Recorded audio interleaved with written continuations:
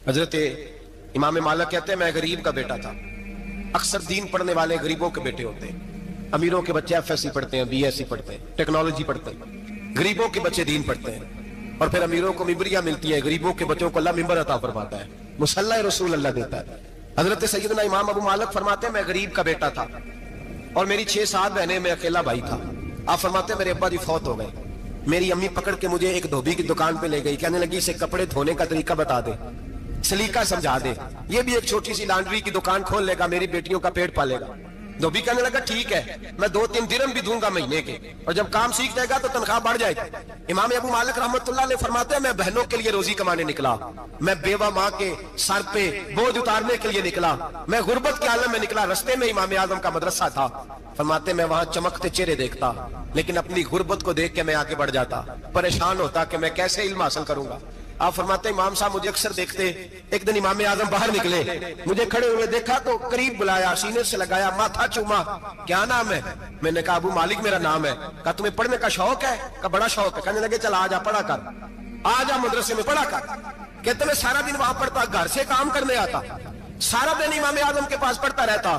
مہینہ آیا تو میری اماں کہنے لگی تنخواہ لاؤ۔ میں نے کہا امی جی تنخواہ تو وہ دے گا جو ڈیوٹی پہ جاتا ہو، میں تو پڑھنے جاتا ہوں۔ کہتے اماں گھر سے نکلی اور بڑے غصے کے ساتھ نکلی، کہنے لگی مولوی نے میرا بچہ خراب کر دیا ہے، میرا بچہ خراب کر دیا ہے، میں کام پہ بھیجتی تھی، اس نے کس چکر میں ڈال دیا، مسلوں سے بھی کبھی پیٹ بھرا ہے، کام بھی تو کرنے چاہیے نا۔ کہتے امام اعظم کے سامنے کھڑی ہوئی، امام صاحب بڑے امیر کبیر آدمی، اربوں خربوں پتی تھی، اور پھر اتنے بڑے عالم فقیر، سارا بغداد، سارا کوفہ، سارا مصر سلوٹ کرتا ہے۔ بی بی آئی اور تیل جملے عورتوں کا طریقہ ہوتا ہے، کہنے لگی مولوی تیری سفید داڑھی، تیرا اتنا نام، تجھے خیال ہی نہیں آیا میں بیوہ عورت ہوں، تو نے میرا بچہ خراب کر ڈالا، میری یتیم بچیاں روٹی کہاں سے کھائیں گی، مسلوں سے بھی کبھی پیٹ بھرا ہے۔ کہتی اتنے سخت جملے کہے پر قربان جاؤ امام اعظم سنتے رہے اور مسکراتے رہے۔ کہنے لگے میری غلطی ہے، میری غلطی ہے، میری غلطی ہے، بی بی بھول گیا تھا، غلطی ہو گئی۔ بی بی کہتے تیری امام صاحب سنتے رہے، جب غصہ اتر گیا تو کہنے لگے اماں تیرا غصہ اتر گیا ہے؟ اتر گیا ہے۔ کہنے لگے تیرا بیٹا بڑا نیک ہے، تیرا بیٹا بڑا لائق ہے، تو اسے پڑھنے دے۔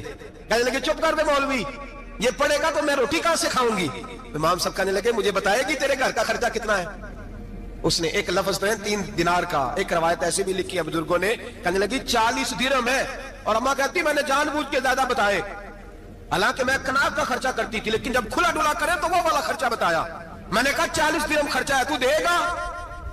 تو کہتے امام اعظم کہنے لگے اماں تجھے لینے نہیں آنا پڑے گا، پہلی سے پہلے تیرے گھر میں پہنچ جایا کریں گے، یکم سے پہلے آئیں گے۔ او بھائیو کہاں استاد ملتے ہیں، کہاں استاد ملتے ہیں، کہاں وہ لوگ ملتے ہیں جو دعائیں مانگتے، التجائے کرتے، پیار کرتے۔ گزر گیا وہ دور، اب تو سوٹ لینے کا دور ہے، مٹھائیاں لینے کا دور ہے، ہاتھ ڈلوانے کا دور آیا ہے۔ اب کون پوچھتا ہے؟ اب تو پوچھتے ہیں تو میرے لیے کیا لایا ہے؟ حضرت سیدنا امام اعظم ابو حنیفہ رحمت اللہ علیہ 1 دن نہیں، 2 دن نہیں، 4 دن نہیں، 5 مہینے نہیں، 20 سال تک، کہنا آسان، بولنا آسان، سننا آسان، 20 سال تک امام ابو مالک کے گھر میں خرچہ دیتے رہے، وہ پڑھتے رہے۔ اماں کہنے لگی تو میرے بیٹے کو لگا تو لیا ہے تو پڑھ کے بنے گا کیا؟ حضرت امام اعظم فرمانے لگے بادشاہوں کے تخت پر بیٹھ کر بادشاہوں کے ساتھ کھانے کھایا کرے گا، ان کے ساتھ بیٹھ کے حلوہ کھائے گا، وقت آئے گا تو دیکھے گی۔ کہتے ہیں میرے امام انتقال کر گئے، وقت بیت گیا، ہارون رشید نے مجھے بلایا بغداد میں اور کہا میں آپ کو چیف جسٹس بنانے لگا ہوں۔ کہتے ہیں میں خوشی سے سجدے کرنے لگا، میں چیف جسٹس بنا۔ میں نے اپنی اماں کو خط لکھا کہ اماں بغداد آ جا، تیرے بیٹے کو اللہ نے بڑی شان عطا کر دی ہے۔ فرماتے ہیں ہارون رشید کی بیوی بڑی اولیاء کی، علماء کی بڑی فرما بردار تھی، محبت کرنے والی تھی، اس نے حلوہ بنا کے بھیجا، کھانا بنا کے بھیجا۔ ہارون رشید تخت پہ بیٹھ کے کھانے لگا تو کہنے لگا امام صاحب آپ بھی یہیں آ جائیں میرے ساتھ۔ کہتے ایک کونے میں وہ بیٹھ گیا، ایک میں بیٹھ گیا، بیچ میں کھانا رکھ لیا۔ اتنی دیر میں میری اماں بھی پہنچ گئی، 2 لقمے کھائے تھے کہ اماں آ گئی۔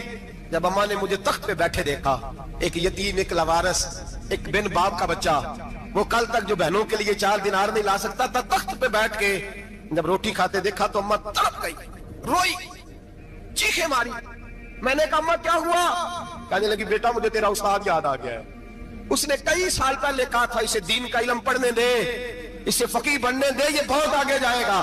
دیکھ آج اللہ نے تجھے کتنی شان عطا کی ہے۔ کہا بیٹا یہ کمال تیرا نہیں، یہ امام اعظم ابو حنیفہ کا کمال ہے، یہ ان کا کمال ہے جنہوں نے تمہیں یہاں تک پہنچایا۔